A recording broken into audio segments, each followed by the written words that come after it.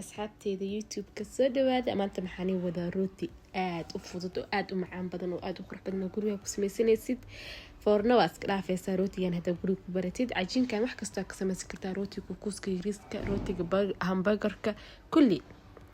waxaa soo qaatay koob caano qandac waxaa ku soo darsanaynaa 3 qaando oo sokor kadibna waxaa ku darsanaynaa 1 qaando leebite wax yar isku mix gareynayna isku walaaqayna meesha wax yar ku soo daboolanayna kadib waa kana hal xabo ukuna ku soo daray iyo waxa ku soo daray 3 qaando saliid cadeey waxa ku soo dareynaa bur kiilo bur kabacdina si fiican isku dhex rafaaqayna caanaha wax yar ku yaraadaan caano kale ta ku naqsad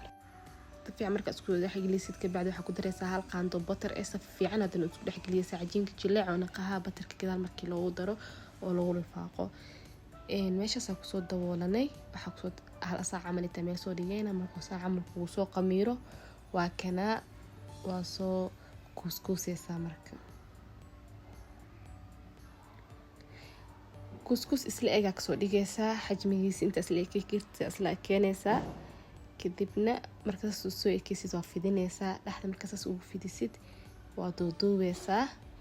meeshaas ugu dambeysana waa iska dhijinaysaa hadhow saxanka markaas saaraysidna meeshaas hoos marinaysaa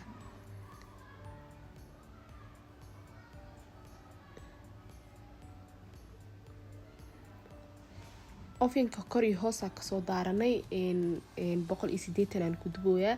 markuu wax yar banaanka saas soo dhigaysa markuu soo qamiiro banaanka hadna mar labaad ku qamiiraysaa kuna kor ka mariyay ovenka gelinayna kor iyo hoos isla daarnaahayaan adiga kaasa waa soo gudubta soo baxay like no saara